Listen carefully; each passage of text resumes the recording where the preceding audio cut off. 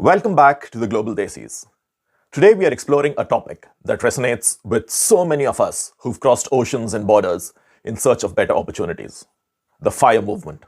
Financial independence, retire early. Four simple words that have sparked a global revolution in how we think about careers, money, and what it means to live a fulfilling life. As someone who's made the journey from India to the UK with a pit stop in the Middle East, I've witnessed firsthand how we Desis approach this concept, often with our unique blend of ambition, family responsibilities, and cultural values that don't always align with the Western FIRE principles. So today, my friends, I'm exploring two paths to this journey. The fast-track path, which is working intensely in high-stress jobs to achieve FIRE quickly, versus what I now call slow work, which is transitioning from the high-stress corporate environment into work that brings you meaning and joy. You may perhaps have to work longer, but with greater fulfillment. So let's begin. We all know that the global expat workforce has exploded in recent decades. According to the United Nations, there are approximately 281 million international migrants worldwide, and a significant percentage of them are skilled workers seeking better economic opportunities. For many of us Desis, this path is familiar. From the IT corridors of Bangalore and Silicon Valley to the financial districts of Singapore, London, and New York, we've built reputations as hard-working professionals willing to relocate if the right opportunity presents itself. We all know that the Indian diaspora, not just in the United States, but globally too, represents one of the most successful immigrant groups, with median household incomes far exceeding the national average. But does this success come at a price? A 2023 Expat Insider survey found that 67% of expatriate professionals report higher stress levels than in their home countries. And this is despite the better work culture, more professional surroundings, and quicker commutes. My friend, who's a software engineer in Seattle, told me that he wanted to work in the US for about 5 to 6 years, save aggressively, and then return home. Now, my friends, this was 20 years ago. The golden handcuffs are real. I know most of you have a friend like mine. Before we compare the two paths, let's understand what FIRE actually means. The term was first popularized by Vicky Robin and Joe Dominguez in their 1992 book called Your Money or Your Life.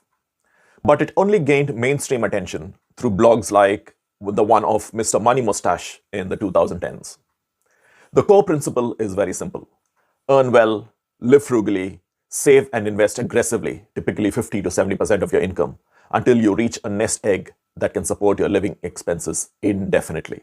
The mathematical rule often cited is the 4% rule, which is from the Trinity study, which many of us expats are now disputing as it's not applicable in all situations. The basic reasoning is, if you can live on 4% of your investments annually, you've theoretically reached financial independence and don't have to work for money for another day in your life. For example, if you need $40,000 annually to live comfortably, you need a corpus of about $1 million to retire. Now, despite market fluctuations, it is assumed that a 4% return is quite realistic and can be generated every year. But as Ramit Sethi, the author of I Will Teach You to Be Rich, points out, the FIRE movement is less about retiring early, and it's more about having options. It's about buying back the time that you so richly deserve. And this is where the two paths diverge. The fast-track approach embraces intensity. You work hard for 60 to 80-hour weeks in high-paying fields like investment banking, consulting, technology, or medicine. You maximize your income, live frugally by minimizing your expenses, and sprint towards that financial independence. I know friends in the tech and investment banking sectors in London who have decided that they'd rather work extremely hard for 10 years than work moderately hard for 30 long years. Now, this approach has its advantages. Firstly, the math definitely works in their favor. As Morgan Housel, who writes in The Psychology of Money, the most powerful benefit of a high savings rate is the freedom it buys you in the future. By compressing your earning years, you benefit more from years of compound growth and freedom. Secondly, you can escape the physical and mental toll of prolonged stress. Research from the Mayo Clinic shows that chronic work stress increases the risk of cardiovascular diseases, depression, and cognitive decline. Now, here's the thing, my friends. The human body was never designed to be in a state of chronic stress, which is what many of the high-powered careers demand. Thirdly, you gain decades of your life to pursue passions, family time, or new ventures without being under financial pressure. However, it's equally important to weigh the costs, as these can be substantial too. You sacrifice your prime years to work that may not be very fulfilling. As Bronnie Ware, author of the Top 5 Regrets of Dying, found that the most common regret among people dying was, "I wish I hadn't worked so hard." Many people get into fire because their jobs are burning them out. But in trying to escape, they end up putting themselves under a different kind of pressure to optimize every penny, every minute, and every decision.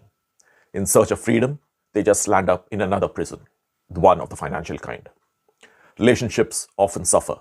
A study from the Indian Journal of Psychiatry found that professionals with intense work schedules reported 43% higher rates of family strain than in counterparts with more balanced work schedules. Now, let's say you did it, my friends. You retired in your 40s. Now what? Many early retirees admit to feeling a loss of purpose. In a society that's obsessed with productivity and titles, not having a job can be confusing. It can even be isolating at times. In many cultures, work is more than just a job. It's a status, it's a proof of worth, and it's something to proudly tell relatives at weddings and other family gatherings. Finally, there's no guarantee of the fast track. Markets can crash, as it has happened now. Health emergencies can arise, and the most meticulously made plans can end unexpectedly. So that brings us to the alternative, what I call slow work. Leaving high-stress corporate environments, not to stop working completely, but to work differently. What if you could choose to retire from stress, but not from work? What if you left a high-paying job and moved into something that you actually enjoy, even if it pays slightly less? Daniel Pink, in his bestseller Drive, argues that the most fulfilled workers aren't necessarily the most highly paid. They are ones who feel they are learning, growing, and doing work that matters. Now, this could mean several things. It could mean downshifting to a part-time career or contract work, starting a small business that's more aligned with your passions, teaching or consulting in your field of expertise, creating content, or even creative pursuits that can give you more enrichment, possibly even growing food. Another friend of mine, a former Silicon Valley engineer, he turned organic farmer in Coimbatore, and he told me that he didn't retire at 45. He retired at what was killing him by 45. By his own admission, he probably now works longer on the farm than he did at his tech job, but he sleeps better and wakes up refreshed and exciting. The benefits of this approach are compelling too. You can maintain a sense of purpose and identity. As Viktor Frankl wrote in Man's Search for Meaning, what a man actually needs is not a tensionless state, but rather the striving and struggling for something that's worthwhile. Even modest income from enjoyable work can dramatically reduce the pressure on your investments. Also, the transition is less jarring. Psychologists note that sudden retirement often leads to identity crises. Research shows that gradual transitions lead to higher happiness scores among retirees. But this path also has its challenges. It requires identifying work that truly fulfills you, which is not always easy after decades where you've only known nothing but your job. Income uncertainty can cause anxiety, especially for those with family obligations back home. Cultural expectations can be challenging. As another friend of mine who left a high-flying HR job in a corporate environment to start his own outdoor-bound training business says, his relatives just couldn't understand and digest the fact why he would demote himself. They measured success in terms of designation and salary, not necessarily in terms of happiness. Also, coming from middle-class upbringings means money wasn't always easily available growing up. This colors our judgments too. We equate our worth with our hard-earned degrees, something that we pride ourselves on, and our degrees with our earning potential. So if you're not earning at the top of our potential, it almost feels like a personal failure. And let's be real, my friends.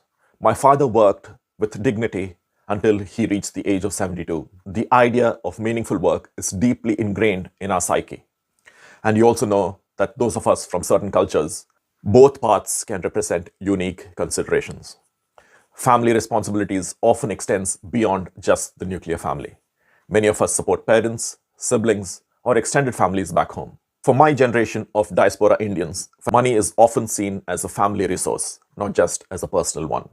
This means our FIRE number may be higher, our timelines may be longer, or our decisions may be more complex. Additionally, our cultural emphasis on education and professional identity can make slow work path psychologically challenging. And so much of our identity and family pride is tied to us being the doctor or the engineer, becoming the former doctor who teaches yoga can feel like losing status. Success in the traditional sense is an external measurement. True success is what we truly experience internally, the experience of fulfillment and joy. So my friends, what do you think? Which path is right for you? The truth is, it need not be binary. Many of us create hybrid approaches or transition between paths. So don't chase FIRE just because it's trendy. Equally, don't avoid it just because it looks too hard. Consider these questions. What is your relationship with work? Do you dislike the field entirely, or do you just dislike the nature of your job? What are your non-negotiable financial responsibilities? Parents' healthcare? Children's education? Anything else? How does your identity relate to your profession? How would you feel introducing yourself without your job title in social gatherings? And finally, what gives you genuine fulfillment outside of work? While you're at it, my friends, also learn to let go of the voice in your head that says that you're wasting your degree if you're not earning to its full potential.